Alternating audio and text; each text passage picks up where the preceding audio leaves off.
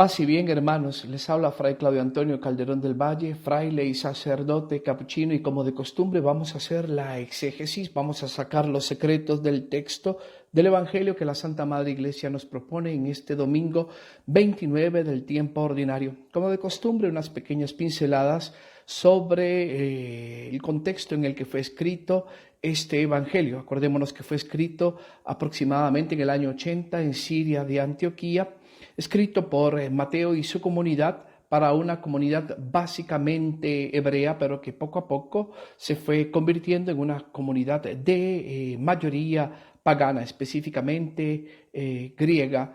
Un evangelio escrito en tiempos de persecución, porque 10 años antes, en el año 70, no solo los romanos destruyeron el templo, sofocando una sedición, sino que también en ese mismo año 70 los cristianos fueron expulsados de la sinagoga, empezaron a ser perseguidos por los fariseos y tuvieron muchos que huir. En cuanto al estilo de escritura de San Mateo, acordémonos que Mateo mezcla secciones narrativas e intercala secciones de diálogos, secciones dialógicas. Entonces estamos en la sexta sección del Evangelio según San Mateo, a quienes los expertos han intitulado Próxima venida del reino de los cielos.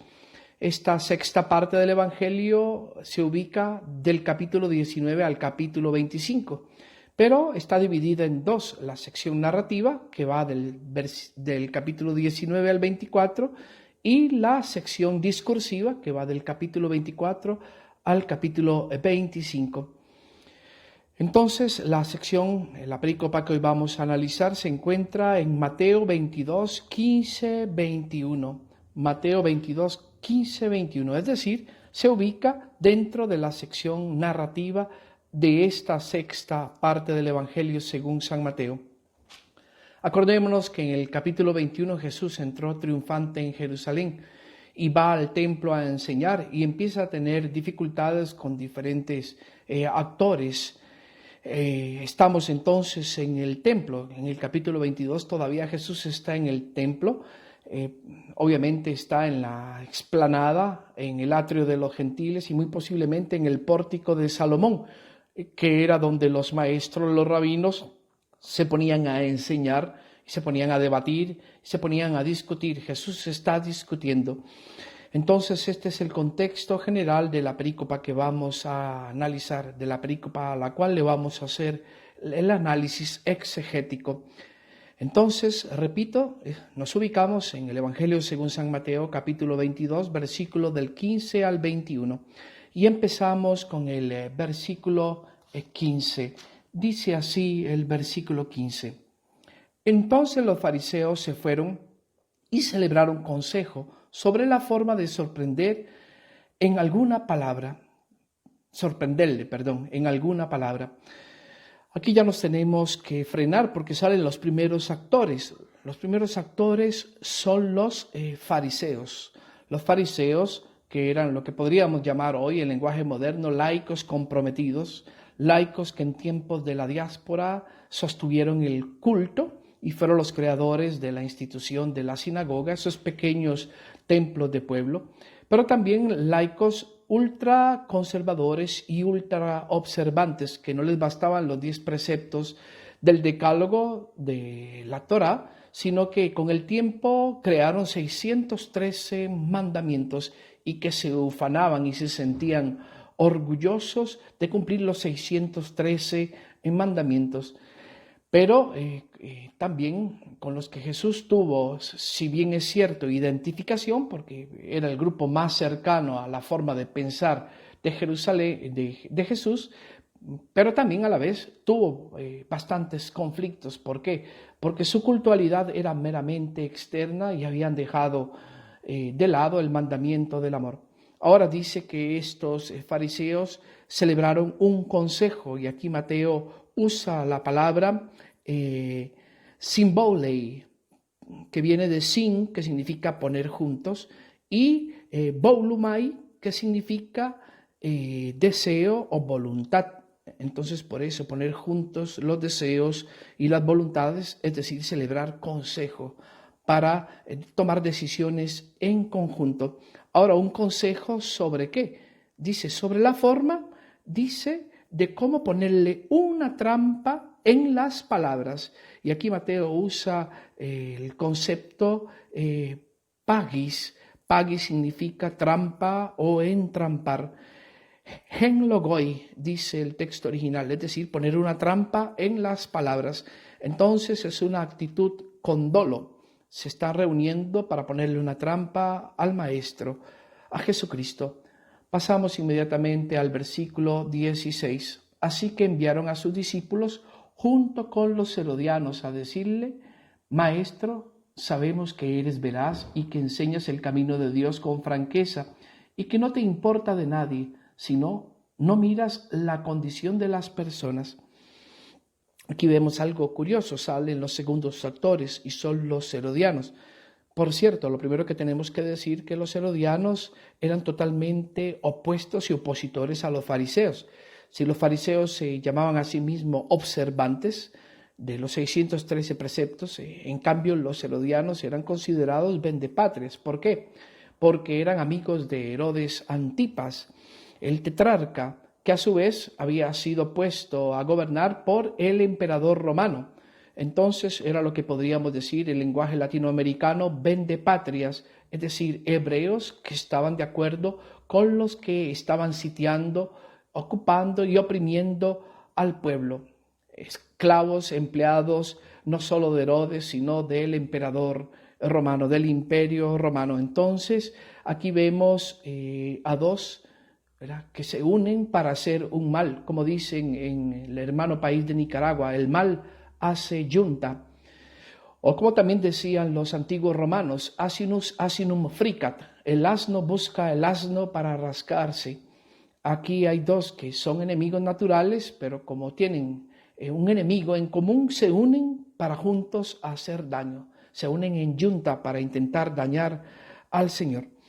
Entonces vemos esto, se acercan al maestro y aquí llama la atención el título que le dan, didáscale, maestro. Entonces no lo están reconociendo como Señor, como Salvador, sino únicamente como un maestro y lo empiezan a adular y a echarle elogios y le dicen, vemos, y cuando dicen esta palabra, Mateo usa el verbo eidos, entonces quiere decir que los fariseos y los herodianos están viendo más allá de lo aparente y que de verdad saben que Jesús es una persona especial, un verdadero maestro a quien es difícil entrampar. Le dicen que eres aletheis, que eres veraz y que enseñas el camino de Dios. Tein odon theu, hen aletheia, el camino de Dios en verdad. Y también le dicen que no te importan las opiniones de nadie y que no ves el prosopon, no ves las apariencias de los hombres. Entonces primero lo adulan, lo llenan de elogios y aquí no frenamos porque aquí hay otra enseñanza de la palabra de Dios. Cuídate de quien te elogia en tu cara. Cuídate de quien te adula en tu cara, porque viene con un interés oculto, viene con una agenda oculta. Cuídate mucho. Pasamos al versículo 17. Dice el versículo 17, dinos pues, ¿qué te parece? ¿Es lícito pagar tributo al César o no? Entonces le dicen, ¿qué te parece? Y aquí Mateo usa el verbo doqueo. Doqueo significa parecer. Y le preguntan, ¿es lícito? Lícito es el concepto exesti, que viene de exon, que significa ser lícito, viene de dos palabras, de ek y de eimi. Se podría traducir también como estar bien, pero ser lícito es una buena traducción. Es lícito didomi, es decir, dar el keinsos. Keinsos se traduce por censo, pero hace referencia al impuesto que había que pagar a partir de un censo, un impuesto obviamente al César. Y aquí el texto se está refiriendo a la realidad socioeconómico-política que estaba viviendo el pueblo en tiempos de Jesús. Y hacemos un gran paréntesis para explicar un poco qué era lo que pasaba en tiempos de Jesús. Bueno, en tiempos de Jesús el ambiente político estaba relativamente en paz. 20 y 30 años antes sí que hubo revueltas. Por ejemplo, cuando Jesús tenía 3 años se dio la revuelta en Séforis, una población cercana a Nazaret, donde creció Jesús. Ahí murieron más de 2000 rebeldes crucificados. También cuando Jesús tenía 13 años se dio otra revuelta que viene mencionada en el libro de los Hechos de los Apóstoles, la revuelta de Judas el Galileo en el tiempo del censo de Quirino, y ahí también murió otra gran cantidad de rebeldes. Posterior a Jesús también vendrían los celotes a hacer revueltas, pero en el tiempo de Jesús las cosas a nivel político eran relativamente estables. Ahora, a nivel fiscal sí la cosa era diferente. Calculan los expertos que en el tiempo de Jesús habían muchos impuestos. Aproximadamente el 50% de las entradas de una persona se iban en impuestos. Entonces, si yo ganaba 100, tenía que destinar 50%, es decir, 50 a los impuestos al Imperio Romano. Atención, aclaro que estoy hablando de la realidad de Israel en tiempos de Jesús. Cualquier parecido con nuestra realidad nacional actual costarricense es mera coincidencia y casualidad. Entonces, 50% de impuestos. El pueblo se sentía ahogado y estaban muy enojados tanto con los romanos como con los herodianos y especialmente con los publicanos que también trabajaban para cobrar los impuestos. Ahora, dentro de todos los impuestos, quizás el más odiado era el que se menciona en el Evangelio de hoy. Y era este census, este censo, que técnicamente se llamaba en latín el tributum capitis, es decir, el tributo por cabeza, que consistía en pagar un denario per cápita al año, es decir, un denario por cada habitante al año. Estaban obligados a pagarlos todas las personas, las mujeres entre los 12 y 65 años y los hombres entre los 14 y 65 años. Entonces, este era el motivo del enojo.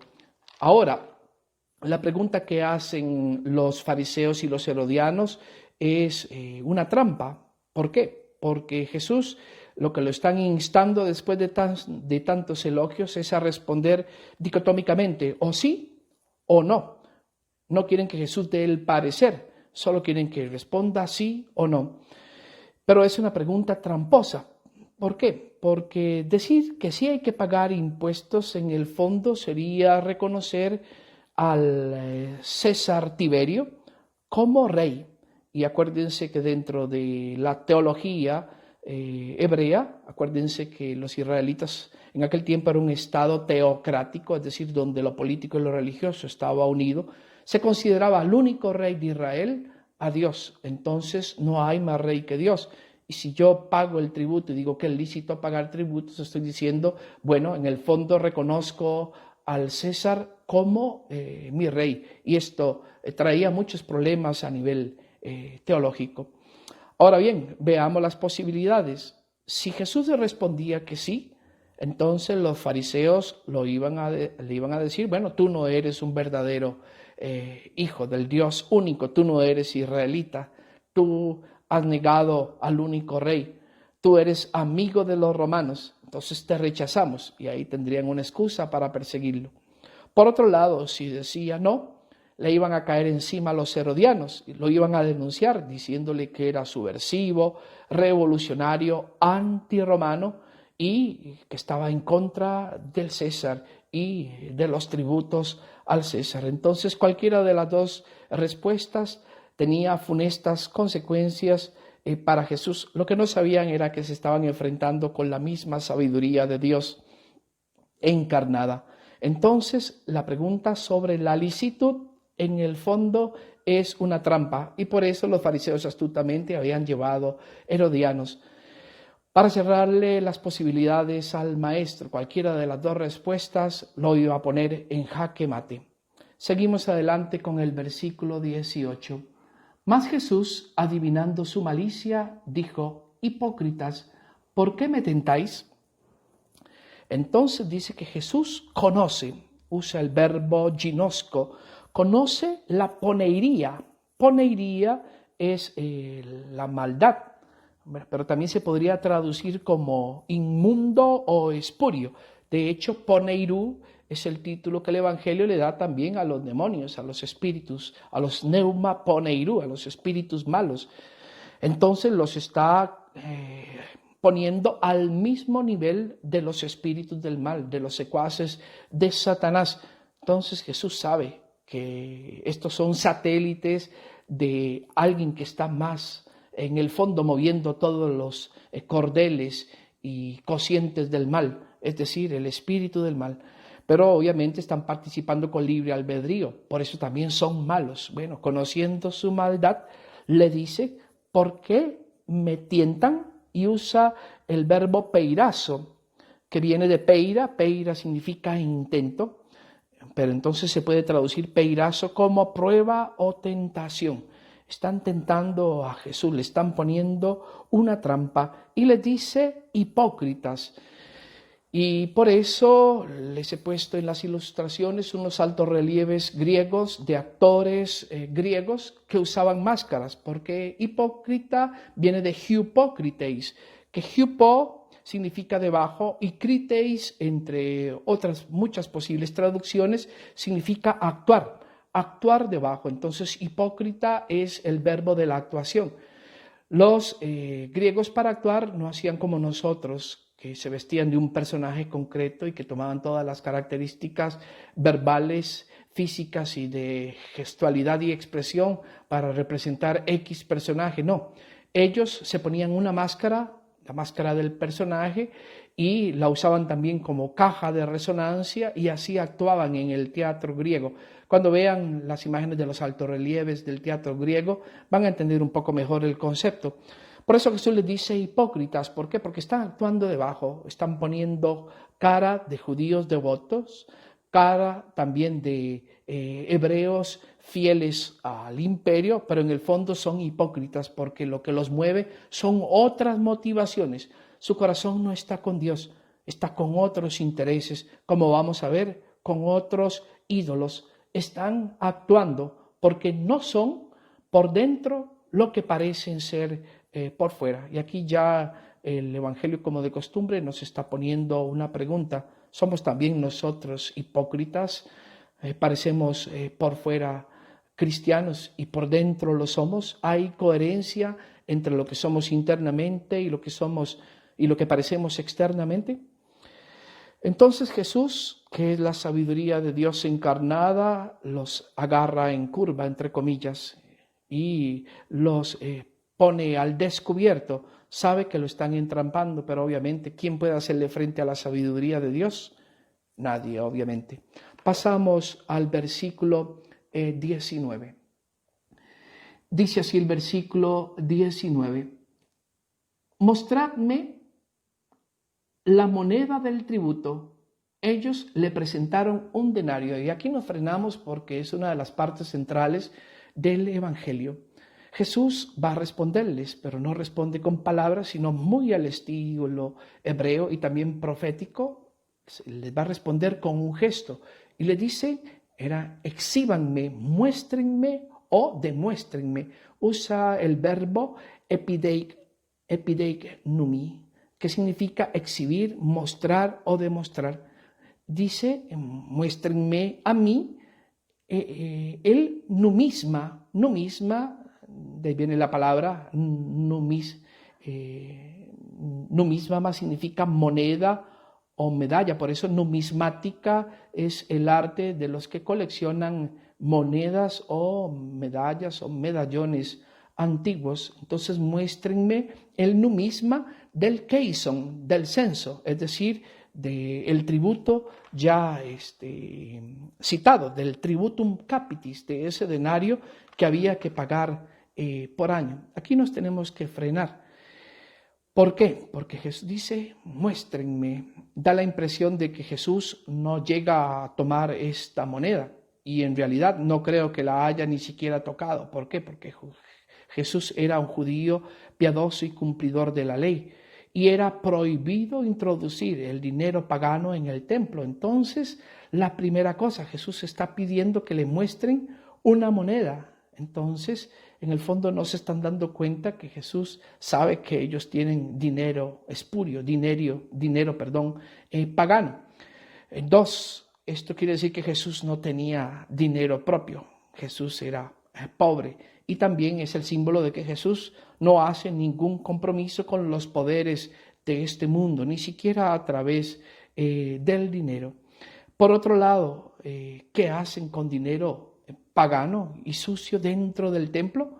Dentro del templo lo que se usaban eran las perutot.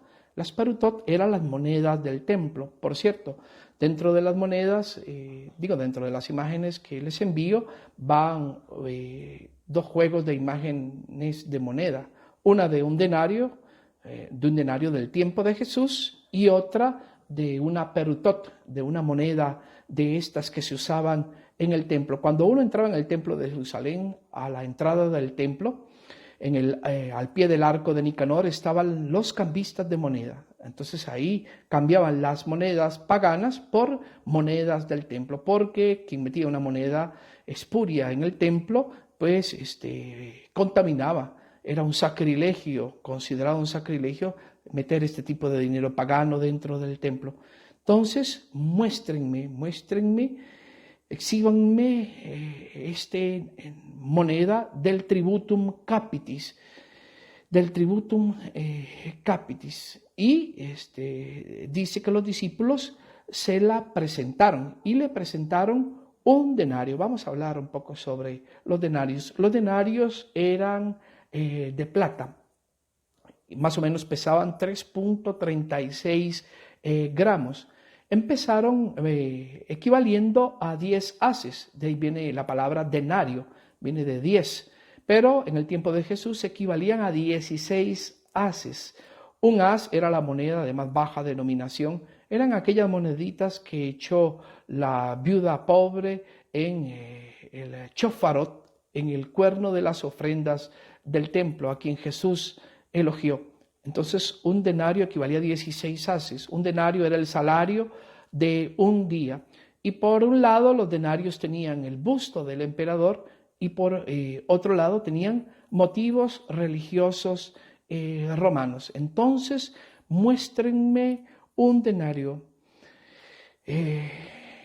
También los haces eran hechos de bronce o latón, y obviamente el denario que iban a mostrar era un denario de la época, entonces tenía que tener la cara del emperador de turno. Vamos a hablar de quién era este emperador de turno en el siguiente versículo 20, por cierto. Dice este versículo: él les preguntó, ¿de quién son esta imagen y esta inscripción? Y aquí llegamos al corazón del Evangelio. Entonces le muestran el denario y obviamente la imagen, el icono, como dice textualmente, esta es la palabra que usa Mateo. Muéstrenme el icono y muéstrenme el epígrafe de quien está en el denario.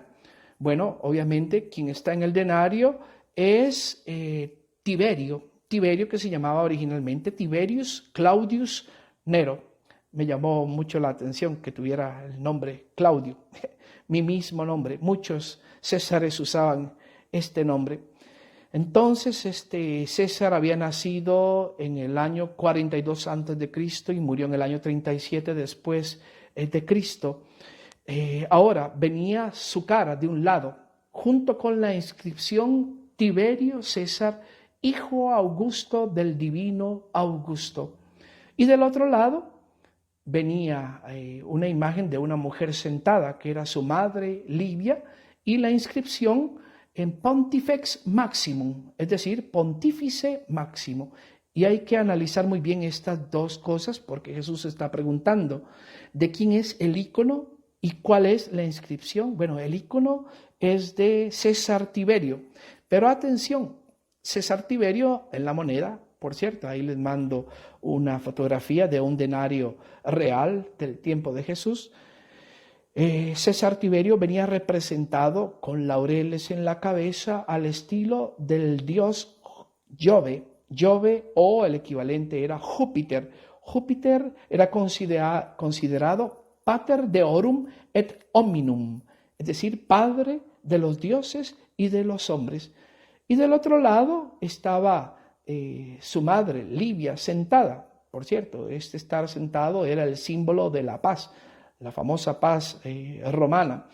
Pero venía representada como la diosa Juno, que equivalía en griego a la diosa Hera, y Hera era considerada la reina de los dioses. Era hermana de Júpiter, pero también esposa de Júpiter. Entonces aquí había un incesto entre estos dioses, porque eran a la vez esposos y hermanos. Ahora, ¿qué quiere decir la inscripción Tiberio César hijo Augusto? Augusto en latín equivale al griego Sebastos, de ahí viene el nombre Sebastián, y tanto Augusto como Sebastián significa divino. Entonces, hijo divino del divino Augusto. ¿Por qué? Porque el padre de César Tiberio también se llamaba Augusto. Entonces, la inscripción está diciendo que el hijo es divino y es hijo también de otro ser divino, que es su padre, que era Augusto.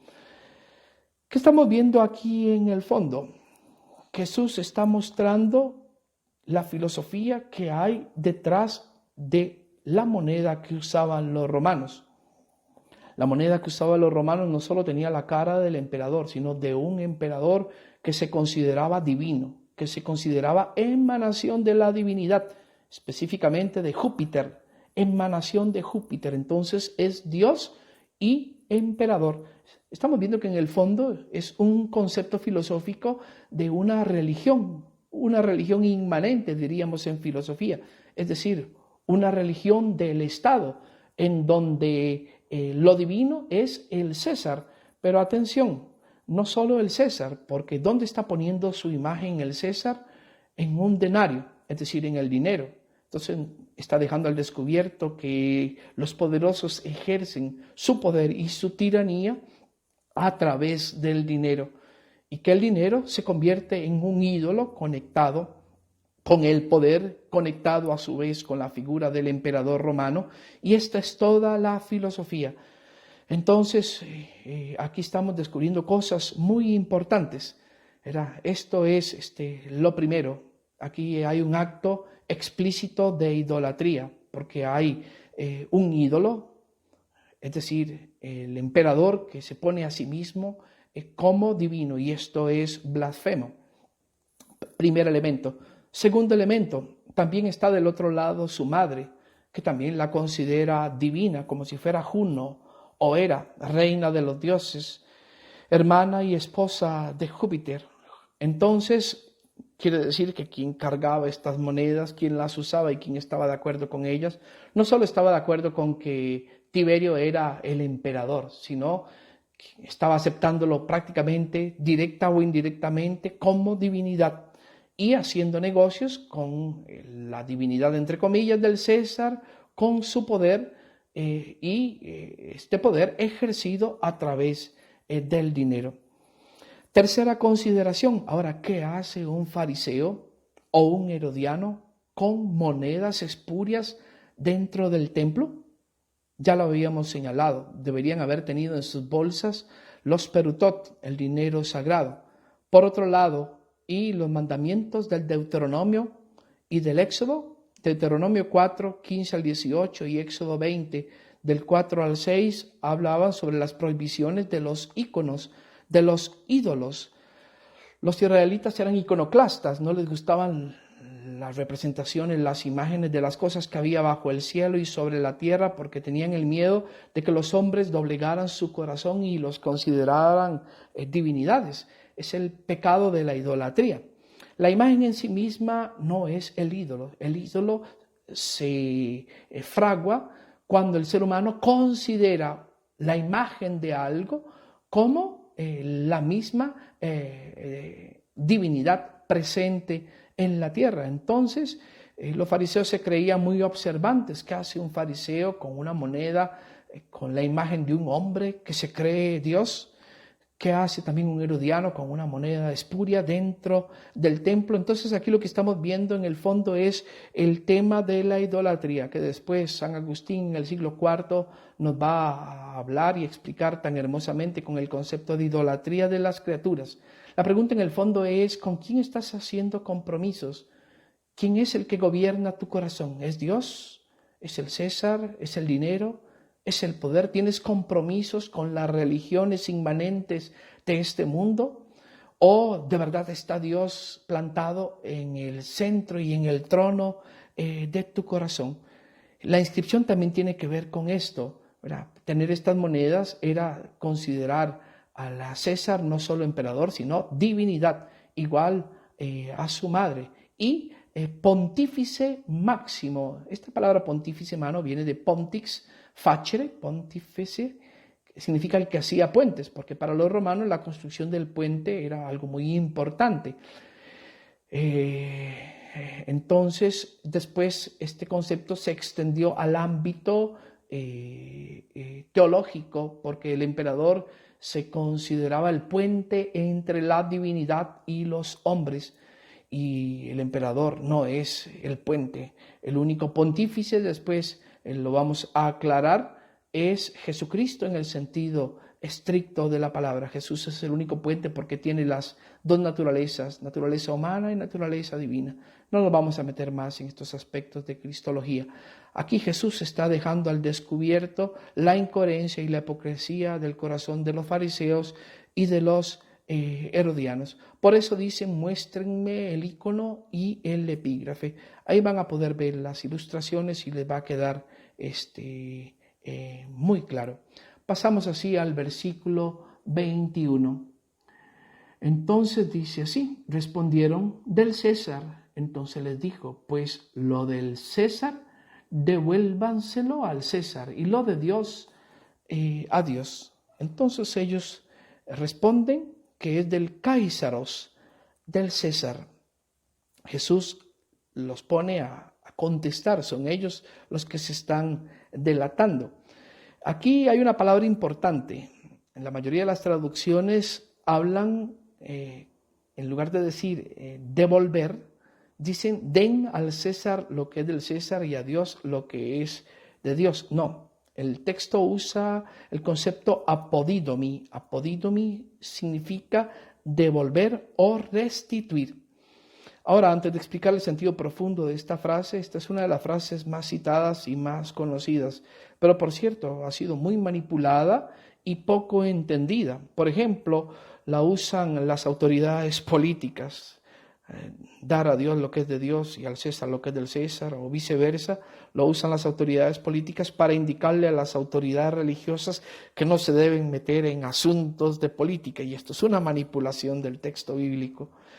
También lo usan los promotores del laicismo por exclusión, del Estado laico, lo usan como eslogan, como que si la frase dijera hay división entre lo espiritual y lo temporal, y esto es otra manipulación del texto. Pero también lo usa la Iglesia cuando quiere reclamar derechos que le son propios como autoridad religiosa. Miren, entonces Dios nos ha dado autoridad. También en el pasado, en algún momento histórico, la Iglesia lo usó para, entre comillas, sacralizar ciertas instituciones políticas. No vamos a hablar del tema, pero para ser francos y veraces, pues mencionamos todos los usos que se le ha dado. También en algún momento lo usó la Iglesia para justificar su poder temporal, el poder temporal de la Iglesia, y popularmente tiene muchos usos. Por ejemplo, cuando alguien tiene una deuda contigo y tú lo quieres invitar a pagarte, entonces uno le dice, a ver, a Dios lo que es de Dios y al César lo que es del César, o en el ámbito también de repartirle lo justo a cada uno. Se le ha dado estos usos y muchos más, pero vamos a ver cuál es el sentido profundo de esta frase. Primero, esta palabra apodidomi no es dar, sino es devolver o retribuir. Los fariseos y herodianos dicen es lícito dar, y Jesús lo que responde no responde con el verbo dar, sino con el verbo retribuir. Retribuir es algo que no es de uno. Entonces retribuyan al César lo que es del César. Apódote oun ta Kaisaros Kaisari, dice el texto en griego. En otras palabras, dejen la filosofía del Imperio Romano de lado. ¿Dónde puso el emperador su imagen y su epígrafe, su ícono y su epígrafe? En la moneda.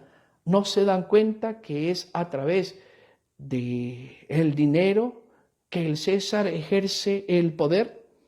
No se dan cuenta que esa moneda representa no solo a alguien que se ha declarado rey y también divinidad, emanación de Júpiter, y su madre, emanación de Juno o de Hera.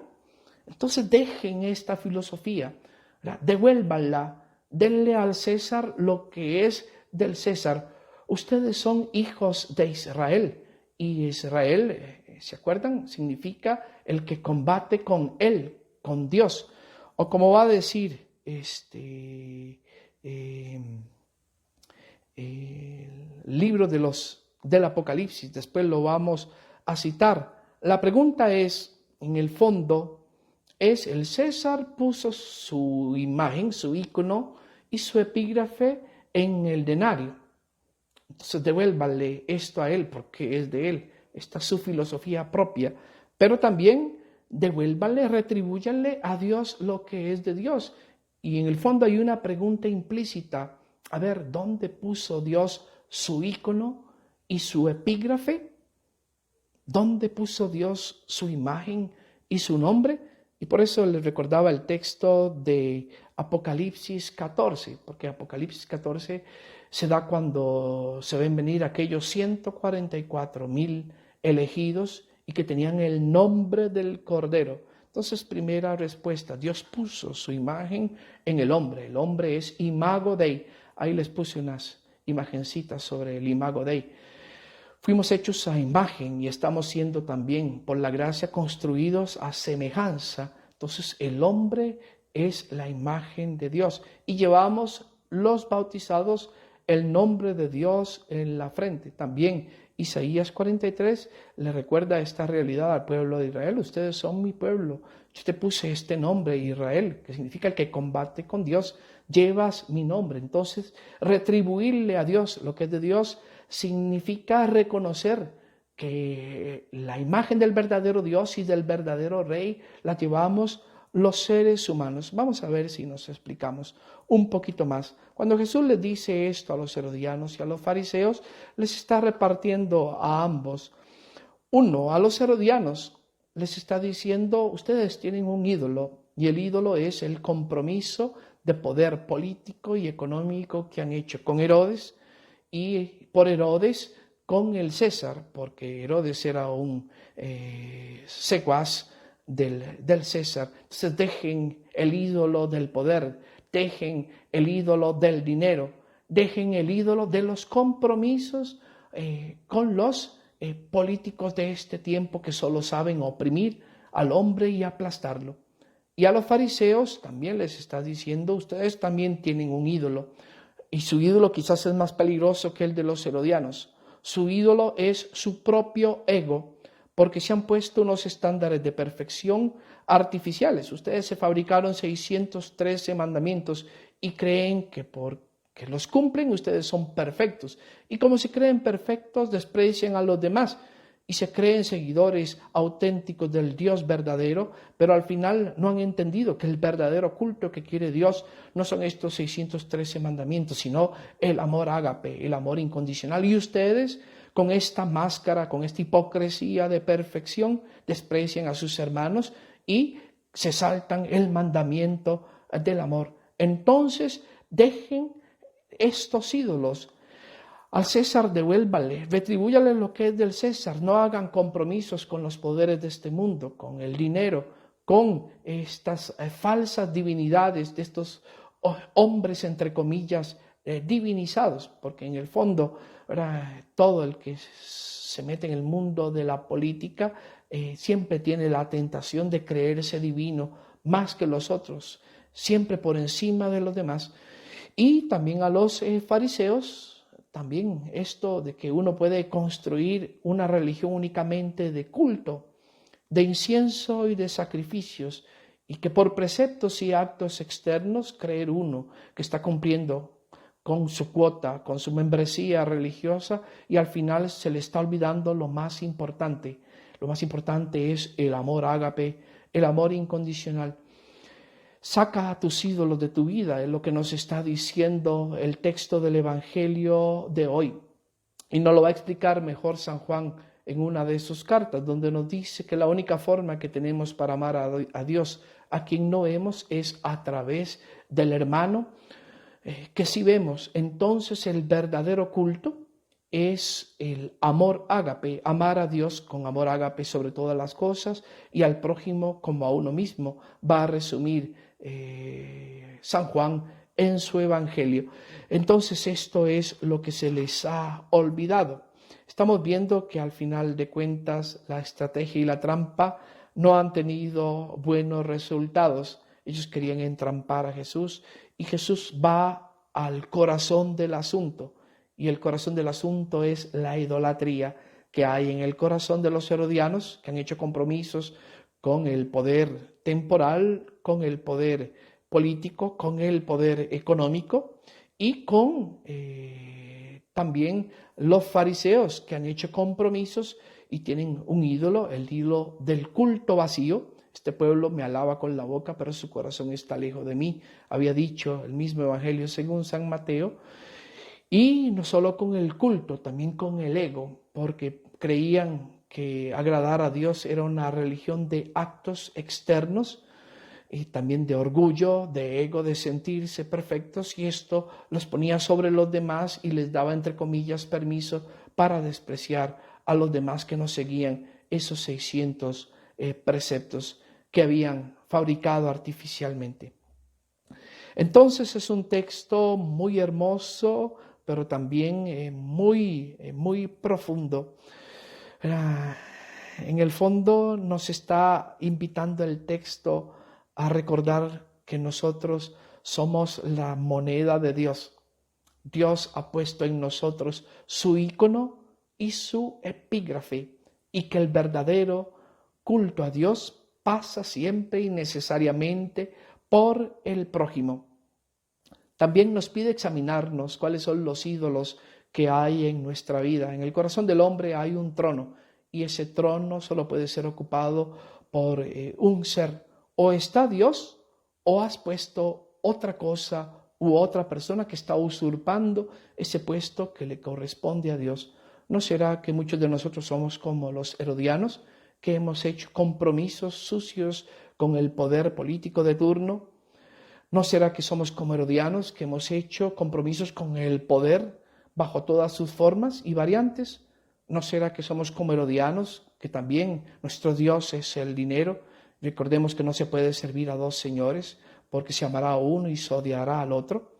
¿O no será que somos también a veces como fariseos, nos contentamos con nuestra cuota cultual y creemos que con eso ya estamos salvados? Nos conformamos con ir a misa, nos conformamos con confesarnos una vez al año, con comulgar de vez en cuando, con una que otra romería, una procesión, algún acto de caridad de cosas que ya ni nosotros comemos o vestidos que ni siquiera nos ponemos, y nos creemos eximidos del verdadero culto que es el ágape, el amor a Dios, amor incondicional, entronizarlo como único Rey y Señor, y el amor ágape al prójimo, amor desinteresado, porque todo lo que nos dio Dios no es nuestro, somos solamente administradores, y lo que Dios me dio es para administrarlo, compartiéndolo con el hermano, sin hacer del dinero, de las posesiones, un ídolo. Entonces esto es lo que está en el fondo. Querían ponerle una trampa a Jesús y los que salen entrampados son los fariseos y los herodianos.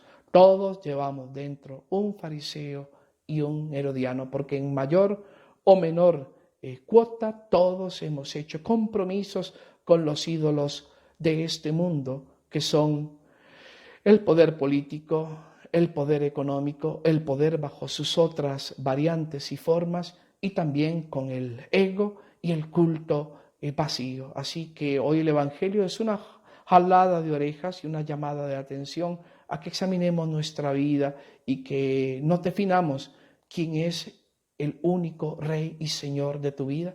Ojalá que en el centro de tu corazón tengas entronizado al Padre, al Hijo y al Espíritu Santo, y que la ley de la libertad de los hijos de Dios sea única y exclusivamente el amor ágape. Hermanos, hay muchos ídolos que desalojar de nuestro corazón. Por eso tenemos que retribuirle a Dios lo que es de Dios. Nosotros no nos pertenecemos, somos de Dios. Somos de Dios. En la vida y en la muerte somos de Dios. Entonces vivamos para Cristo y muramos para Cristo. Y una tarea que nos deja el Evangelio, purificar nuestra existencia de todos los ídolos que hemos dejado a entrar en el santuario y sagrario de nuestro corazón, que únicamente le debe pertenecer al Dios trino y uno. Bien, queridos hermanos, podría decir muchas cosas más, pero quedémonos con estos elementos de reflexión. Las imágenes que les he enviado les van a ayudar en la reflexión exegética de este domingo 29 del tiempo ordinario. Los invito a orar hoy domingo. Bolivia está con elecciones presidenciales y hoy se define el futuro democrático o el retroceso, ¿verdad?, de este hermano país. También en Estados Unidos se está eligiendo hoy una jueza de la Suprema Corte que puede cambiar la historia inmediata de Estados Unidos, y que sabemos que lo que pasa en Estados Unidos afecta a todo el continente y a todo el mundo.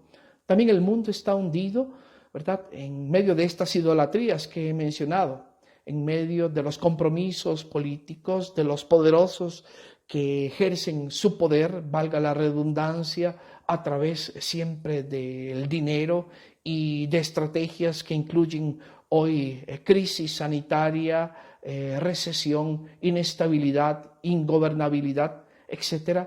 El mundo está en convulsión y el mundo no va a tener reposo y descanso hasta que vuelva a entronizar a Dios en el centro de su corazón. Y por eso el Evangelio de hoy es sumamente importante, porque nos está dando la respuesta y la medicina a todos nuestros males. Lo que está sufriendo el mundo de hoy, lo sufre básicamente por ausencia de Dios en el corazón del hombre, porque el hombre ha olvidado que Él es la moneda de Dios, que en nosotros está el ícono y el epígrafe de Dios. Y hasta que no nos restituyamos a nosotros como obra suprema de Dios, tomemos conciencia de que somos imagen de Dios, nos comportemos como imagen de Dios, nos santifiquemos y santificándonos, le demos gloria y alabanza a Dios, hasta ahí el mundo no va a cambiar.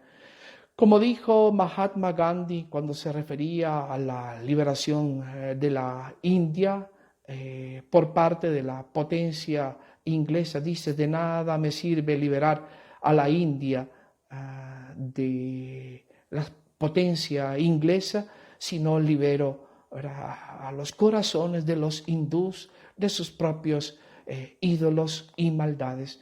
Entonces, igual, de nada nos sirve a nosotros maniobras externas si no tomamos también en consideración maniobras internas. Tenemos que sacar todos nuestros ídolos, tenemos que dejar la hipocresía, no solo parecer cristianos, serlo en realidad. Entonces, buscar coherencia, buscar la integridad y buscar la perseverancia en Cristo hasta el final. Esta es la tarea que el Evangelio de hoy nos deja. Cristo quiere ser el Rey de tu vida, quiere ser el único Señor de tu existencia. Dale el trono de tu corazón, ábrele las puertas. Hermanos, les envío a todos un saludo, un abrazo. Cristo camina contigo, no se te olvide, ten fe. Y siempre te pido con humildad oraciones por mi persona, por mis hermanos de comunidad, por mi familia y oremos por el mundo entero que está viviendo momentos difíciles. Que el Señor los bendiga a todos. Paz y bien en el Señor.